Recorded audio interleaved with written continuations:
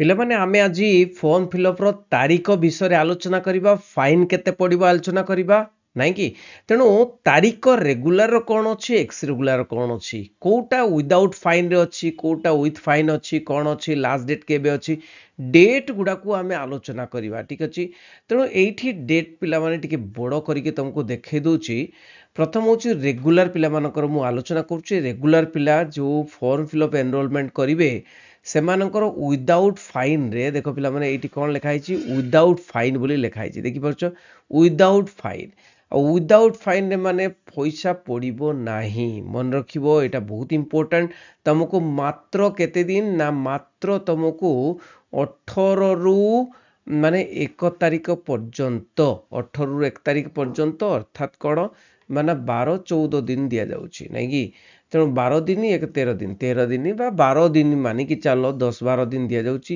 ଏଇ ଯୋଉ 10-12 ଦିନ ଭିତରେ ତମକୁ ମାନେ 18 ସେପ୍ଟେମ୍ବରରୁ 1 ମାନେ କଣ ଅକ୍ଟୋବର, କାହିଁକି ନା ଏଇ ଭିତରେ ଗୋଟେ ଦିନ, 2 ଦିନ, 3 ଦିନ ଏମିତି ଧାର୍ଯ୍ୟ କରିବେ ତମ କଲେଜରେ।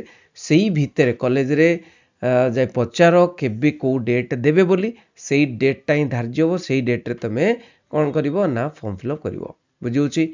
ଆଉ ତାପରେ ଯଦି ଫର୍ମ ଫିଲଅପ୍ କରି ନ ପାରିଲ ତାହେଲେ ୱିଥ୍ ଫାଇନ୍ ଅଛି। ୱିଥ୍ ଫାଇନ୍ ମାନେ ଫାଇନ୍ କେତେ ପଡ଼ିବ ନା 200 ଟଙ୍କା ମାତ୍ର ପଡ଼ିବ, କିନ୍ତୁ 200 ଟଙ୍କା ବହୁତ ତମ ପାଇଁ, ବୁଝିହେଉଛି? 200 ଟଙ୍କା କାହିଁକି ଦେବା ସେଇଟା ଗୋଟେ କ୍ୱେଶ୍ଚନ ମାର୍କ। ତେଣୁ ଫାଇନ୍ 200 ଟଙ୍କା ଦେଇକି ଯଦି ତମେ ଫର୍ମ ଫିଲଅପ୍ କୌଣସି କାରଣରୁ କରିପାରିଲ ନାହିଁ, ତାହେଲେ 4 ତାରିଖ ଅକ୍ଟୋବର 4ରୁ କଣ 14 ପର୍ଯ୍ୟନ୍ତ 10 ଦିନ ରହିଲା, ଅକ୍ଟୋବର 4ରୁ ଅକ୍ଟୋବର 14 ପର୍ଯ୍ୟନ୍ତ ତମକୁ 200 ଟଙ୍କା ଦେଇକି ଫର୍ମ ଫିଲଅପ୍ କରିବାକୁ। ତଥାପି ଯଦି କରିନପାରିଲ, ଖାଲି ତ ପଇସା ଖର୍ଚ୍ଚ ଏଇଟା ଦେଖ, ତଥାପି କରିନପାରିଲ, କଣ କହିବ ନା 600 ଟଙ୍କା ଦେବାକୁ ପଡ଼ିବ। ମାନେ 11/11 ଅର୍ଥାତ୍ 11 ନଭେମ୍ବର 2024 ରୁ 18 ନଭେମ୍ବର 2024, ମାନେ ଏଇଟା ବି କେତେ ଦିନ, 7 ଦିନ ଦେଲା, ନାଇଁ କି?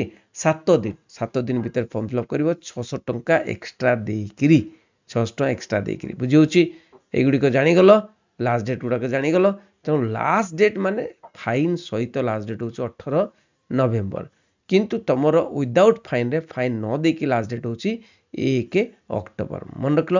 ଏକ୍ସ ରେଗୁଲାର ପିଲାଙ୍କର ଦେଖିବା, ଏକ୍ସ ରେଗୁଲାର ପିଲାମାନଙ୍କର ସେଇଭଳି ଭାବରେ ସେମ୍ ଜିନିଷ, 18 ସେପ୍ଟେମ୍ବରରୁ 1 ଅକ୍ଟୋବର ପର୍ଯ୍ୟନ୍ତ। ଏଥର ବହୁତ ବଢ଼ିଆ ହେଇଛି, କ'ଣ ରେଗୁଲାର ଏକ୍ସ ରେଗୁଲାର ଦୁଇ ଜଣଙ୍କର ଏକାଥରେ ଫର୍ମ ଫିଲଅପ୍ ହେଉଛି, କାହିଁକିନା ସମସ୍ତେ ଜାଣିଯିବେ। ଆଗରୁ କ'ଣ ହେଉଥିଲା, ଏକ୍ସ ରେଗୁଲାର ହେଉଥିଲା ସେପ୍ଟେମ୍ବର ମାସରେ, ରେଗୁଲାର ହେଉଥିଲା ନଭେମ୍ବର ମାସରେ, ଯାହାଫଳରେ କି ଏକ୍ସ ରେଗୁଲାର ପିଲାମାନେ ଜାଣିପାରୁନଥିଲେ, ସେମିତି ପଳେଇ ଯାଉଥିଲା ଟାଇମ୍, ଡେଟ୍ ପଳେଇ ଯାଉଥିଲା, ବହୁତ ପିଲା ପରୀକ୍ଷା ଦେଇପାରୁନଥିଲେ। ଏବେ ସିଏଚ୍ଏସ୍ସିକୁ ବାହା ଦେବାକୁ ପଡ଼ିବ, ମାନେ ବହୁତ ପ୍ରଶଂସା କରିବାକୁ ପଡ଼ିବ ଯେ ସିଏଚ୍ଏସ୍ସି ବହୁତ ପରିବର୍ତ୍ତନ କରିଛି, ଯେ ରେଗୁଲାର ସମସ୍ତଙ୍କର ଦୁଇ ଜଣଙ୍କର ମାନେ ଏକା ସାଙ୍ଗରେ କରୁଛି। ତେଣୁ ୱିଦାଉଟ୍ ଫାଇନ୍ରେ ମୁଁ ତୁମକୁ ଦେଖାଇବାକୁ ଚାହୁଁଛି ଏକ୍ସ ରେଗୁଲାର ପିଲାମାନଙ୍କର ସେଇ 18 ସେପ୍ଟେମ୍ବରରୁ ମାନେ 1 ଅକ୍ଟୋବର ପର୍ଯ୍ୟନ୍ତ ୱିଦାଉଟ୍ ଫାଇନ୍ ଲାଗିବ ନାହିଁ। ତାପରେ ୱିଥ୍ ଫାଇନ୍ ମାନେ ଫାଇନ୍ ସହିତ 200 ଟଙ୍କା ସହିତ ସେମିତି 4-10 ବା 4 ଅକ୍ଟୋବରରୁ 14 ଅକ୍ଟୋବର ପର୍ଯ୍ୟନ୍ତ 10 ଦିନ ପୁରା ସେମ୍ ରେଗୁଲାର ସହିତ ସମାନ। ଦେଖ ପିଲାମାନେ, ଆଉ 600 ଟଙ୍କା ଦେଇକିରି ସେମାନେ 11 ନଭେମ୍ବରରୁ 18 ନଭେମ୍ବର 7 ଦିନ ଭିତରେ ସେମାନେ ଫର୍ମ ଫିଲଅପ୍ କରିବେ। ଲାଷ୍ଟ ଡେଟ୍ ହେଉଛି 18/11/2024। ଲାଷ୍ଟ ଡେଟ୍ କ'ଣ ଏଠି ଲେଖି ଦିଆଯାଇଛି, last date of form fill up with fine 600 ଟଙ୍କା 18/11/2024। ଆଉ ତାପରେ ଶୁଣାଯିବ ନାହିଁ। So the parents and guardians are required to carefully filling of the form latest by the above dates। ତ no extension, ଆଉ extension ହବ ନାହିଁ କୌଣସି ଡେଟ୍ ବୋଲି ଲେଖାଯାଇଛି। If any of the last date falls, ଯଦି ସଣ୍ଡେରେ ଲାଷ୍ଟ ଡେଟ୍ ପଡ଼ିଲା କିମ୍ବା ପବ୍ଲିକ୍ ହଲିଡେ ଲାଷ୍ଟ ଡେଟ୍ ପଡ଼ିଲା, ତାହେଲେ ତମେ କ'ଣ ନା ସବସିକ୍ୱେଣ୍ଟ ଡିକ୍ଲାର୍ଡ ଏଜ୍ ଦ ହଲିଡେ।